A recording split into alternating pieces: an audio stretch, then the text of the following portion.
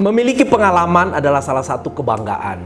Tapi jika pengalaman kita bisa berguna bagi orang lain, tentu saja sebuah warisan yang terbaik. Dan saya ingin tahu, setelah pengalaman yang panjang untuk mendapat kepercayaan billing sebesar itu, apakah keinginan Mas Novel setelah ini untuk bisa juga dimanfaatkan oleh orang-orang lain? Mari kita simak titik balik Mas Novel.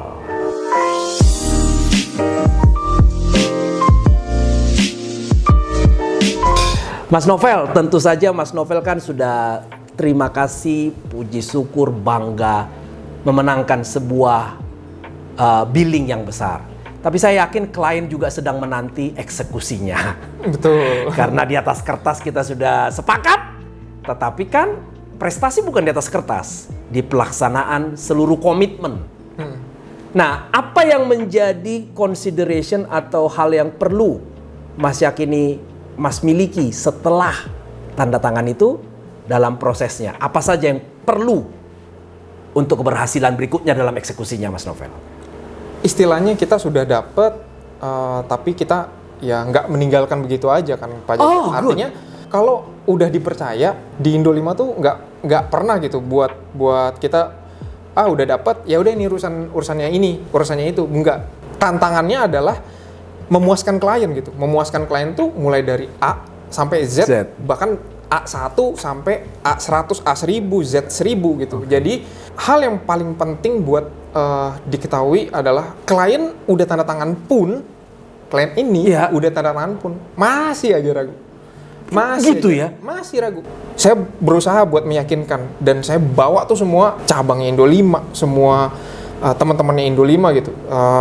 Dari operation sampai ini, saya buktiin, Mas dari operation kita udah melakukan ini, yang ini melakukan ini, yang ini melakukan ini, dan semua udah saya koordinasiin nih dari semua yang Mas minta. Yaudah, akhirnya dia luluh juga kan, akhirnya yaudah deh, jalan. Akhirnya, Mas, oke, saya pede, saya confident buat dapetin ini. Oke, kita lihat ya. Nah, di situ nggak stop di situ aja. Iya. Komunikasi di tim sebagai salesperson gitu, karena di sales kan saya ya yang sebagai mukanya Indo 5 gitu. Sebagai mukanya kantor tuh saya kan. Ya saya harus nyampein nih, ini ekspektasinya. Teman-teman, untuk mencapai ekspektasi ini kita harus lampaui jalannya ini. Satu, koordinasi ini. Kedua, kita stepnya seperti ini. Ketiga, stepnya seperti ini. Keempat, stepnya harus seperti ini. Jadi step by step itu harus clear ke teman-teman kita agar nggak miss ke klien. Loh, Nov, lu ngomongnya begini, Nov. Kemarin janjinya begini. Sales person itu jembatan antara klien dengan perusahaan gitu, dengan produk apapun itu ya teman-teman. Itu namanya mengambil tanggung jawab bersama. Betul. Memang untuk memenangkannya ini mereka juga udah terlibat. Tapi tentu saja besar sekali peranan dari salesperson-nya. Tapi begitu didapat, untuk make it happen perlu tanggung jawab. Di semua lini yang terkait. Dan itu adalah peran seorang salesperson. Mentransfer keinginan klien kepada seluruh orang yang terkait di internal kita. Betul. Dan Mas sudah lakukan itu dengan sangat baik. Alhamdulillah sampai sekarang, karena proyeknya masih akan kick off di 2 bulan lagi. Dan ya itu checklist, terus persiapan, monitoring, double check ke semua departemen terkait itu harus kuat banget gitu. Kalau dibilang study case-nya, kita anggaplah jual buku gitu Pak Jaja ya. Di buku ini tuh biasanya ada sinopsis kan, Pak Jaja. Jadi di sinopsis ini udah menjanjikan sesuatu dan ada testimoni di belakangnya. Dan di buku testimoni itu yang menjadi sebuah janji kepada pembaca, kalau kamu baca kamu dapat ini itu gitu kan.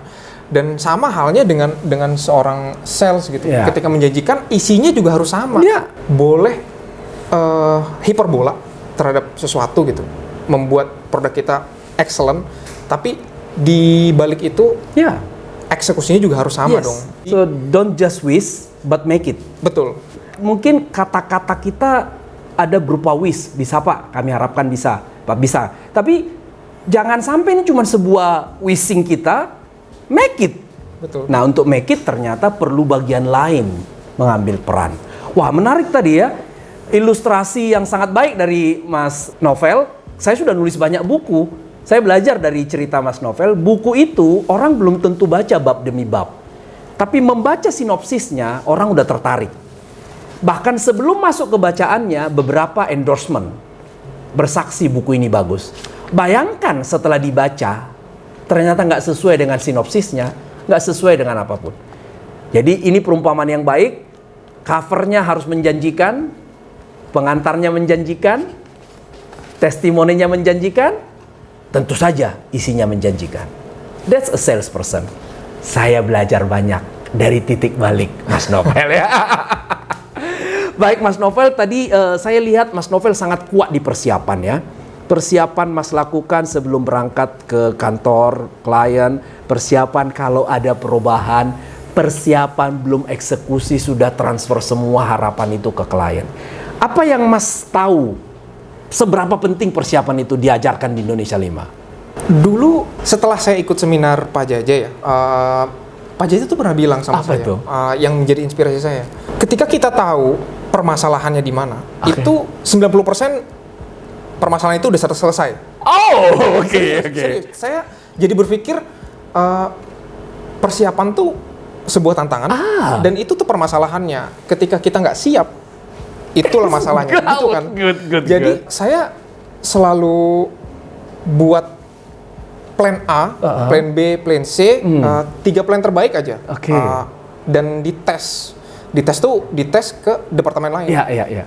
Kalau saya persiapannya A, yang terburuk terjadi apa? Oke. Kalau B, yang terburuk terjadi apa? Dan selalu yang terburuk bukannya kita berdoa terjadi, tapi ketika terjadi kita tahu harus ngapain. Itulah proses untuk mengetahui masalahnya, begitu kan ya Pak Jaja. Jadi thank you banget gitu. Dari itulah Pak Jaja. Jadi ketika kita belajar, kita tahu apa yang harus kita perbuat. Karena saya diceramain sama orang tua saya, orang yang bijak itu adalah orang yang belajar dari kesalahan sendiri. Tapi orang yang lebih bijak, orang yang mampu untuk belajar dari kesalahan orang lain. Betul. Jadi ketika kita tahu kesalahannya di mana, permasalahannya apa, berarti kita bisa tahu gimana caranya kita buat jadi sukses. Makanya ada satu kalimat mengatakan, berhentilah melakukan sesuatu yang kau tahu salah. Iya kan? Kalau dia salah ngapain dicoba ya? Tapi saya tertarik tadi, Mas Novel bilang kalau Anda tahu masalahnya, 90% Anda sudah bisa eksekusinya. Jadi kebanyakan orang menjadi gagal karena dia nggak tahu masalah yang akan dihadapin kan? Berarti pandemi ini juga begitu Mas ya. Kalau kita tahu masalah-masalah yang terjadi di seputar pandemi, ya kita akan bisa menjalaninya. Iya, pasti banget Pak Jaja. Jadi nggak jauh-jauh lah di lingkungan sekitar kita, di bahkan kerabat terdekat kita yang selalu mengeluh, aduh, udahlah susah emang pandemi mau ngapain gitu kan. Banyak ya yang sekitar kita.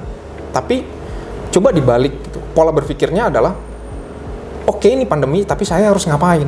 Good. Apa yang saya lakukan? Iya, apa yang saya harus ganti gitu. Yeah. Yang biasanya saya berbuat seperti ini, tapi saya harus ganti. Mau jadi apa ini? Dan balik lagi, kalau saya bertahan dengan idealisme, wah, ya gue anak event, saya anak event, ya harus kerja event dulu dong. Yeah. Maka kita nggak akan ngobrol hari ini. Iya, betul. Wah, menarik sekali ya, Mas. Saya sekali lagi sudah bertemu banyak salesperson, tapi hari ini saya belajar justru karena Mas bilang kan Mas ikut seminar saya, Mas ingat satu kalimat. Lucunya ketika Mas mengingatkan saya kalimat itu, saya belajar lagi dari kalimat yang saya pernah saya sampaikan. Nah, yang tadi Mas bilang, aku tertarik juga. Biasanya orang bilang A sampai Z. Tadi kalimat Mas bagus banget, Mas Novel. A1 sampai 1000. Lu berkutak di A, orangnya minta A1000 loh. Iya. Lu seolah-olah mau ke Z, orangnya masih di 1 loh. So, bersiaplah ke samping, bersiaplah maju. Bersiaplah ke dalam. Nah, itu namanya persiapan-persiapan. Betul. Mas juga tadi bilang, kenapa kita mesti bikin 3 big plan? Karena kita tahu dari big plan ini the worst-nya apa. Ya, kalau dalam bahasa umum disebut litigasi resiko. Ya. Yang terburuknya pun kita sudah tahu. So, kalau terjadi, kita sudah bisa handle. kebanyakan orang bahkan nggak tahu apa yang terburuk terjadi dalam hidupnya, sehingga dia nggak bersiap untuk menghadapinya. Betul. So, persiapan adalah 90% dari keberhasilan. Apa poin-poin dan quality seorang salesperson yang Mas Novel bisa sarikan dari pengalaman Mas, baik waktu megang event maupun megang region dan sekarang megang strategic partners? Apa 3 kualitas seorang salesperson supaya dia bisa hidup di masa sesulit ini? Saya baca gitu, dijelaskan sales itu bukan bakat. Sales itu bukan bakat. Sales itu bukan bakat. Sales itu bukan sesuatu yang genetik, betul kan? Yang terlahir. Iya, semua orang bisa berjualan dan semua orang wajib buat berjualan. Sedangkan orang bilang, ada yang bilang, gue nggak cocok di sales nih, gue nggak cocok. Padahal semua yang Anda lakukan di setiap hari itu menjual gitu. Yeah. Menjual produk, menjual konsep, menjual diri Anda untuk di-hire sama perusahaan. Iya nggak? Waktu kita di interview kita menjual diri kita kan? Sekarang bagaimana tinggal pertama persiapan kan? Ketika Anda punya produk, punya harga, punya ide-ide values, konsep, konsep gitu. Persiapan Anda harus matang. Kan? Yes. Lalu bagaimana kita tahu apa yang lawan bicara kita ekspektasikan dan siapa sih lawan bicara kita? Jadi kita juga punya ekspektasi untuk menyamakan frekuensi. Kalau nggak nyambung ya buat apa ngobrol kan Pak Berbicara dengan CEO harus seperti CEO. Betul. Berbicara dengan orang finance, ngertilah finance. Betul. Berbicara dengan orang-orang di bagian operationnya, kuasai operation. Nah, itu yang kedua ya. Pertama persiapan, yang kedua frekuensimu harus sama dengan siapa yang kau temuin. Betul. Satu lagi Mas. Satu lagi adalah egonya. Jadi attitude dan mental itu sebagai seorang manusia ya, bukan cuman seorang salesperson, ya harus siap. Karena ketika kitanya aja secara, mohon maaf, attitude sudah tidak masuk, habis itu kita juga selalu mungkin ego kita masih tinggi buat menghadapi klien gitu. Ya nggak bisa Pak, saya nggak bisa kayak gini. Atau ya ada mungkin, ya gimana ya Pak, itu aja udah jadi mungkin di beberapa orang menjadi hal yang menyinggung. Persiapan, terus frekuensi, tahu siapa lawan bicara Anda, dan juga tahan banting mental ya. Mental, attitude dan mental itu sangat diandalkan.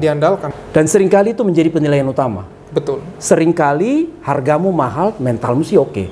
Mungkin juga hargamu murah, tapi kita ragu pada mental dan attitude-nya. Betul.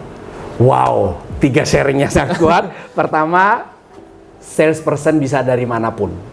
Bukan terlahir, bukan bakat. Tapi diperlukan persiapan. Yang kedua tentu saja, sesuaikanlah diri bertemu dengan siapa. Dan yang ketiga, saat 2 ini sudah siap, jalan tidak selalu mulus.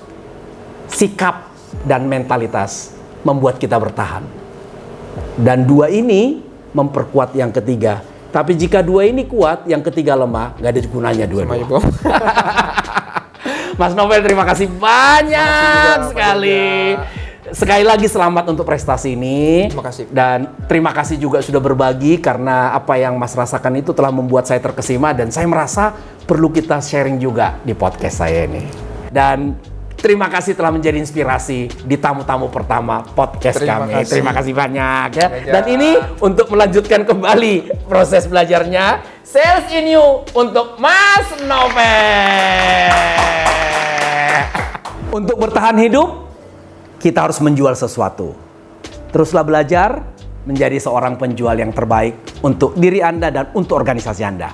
Sampai jumpa di podcast berikutnya dengan tamu-tamu istimewa. Jangan lupa like, comment, dan subscribe. Dan jangan lupa loncengnya untuk Anda mendapat notifikasi atas podcast episode terbaru. Remaja Tampu Bolon, sampai jumpa.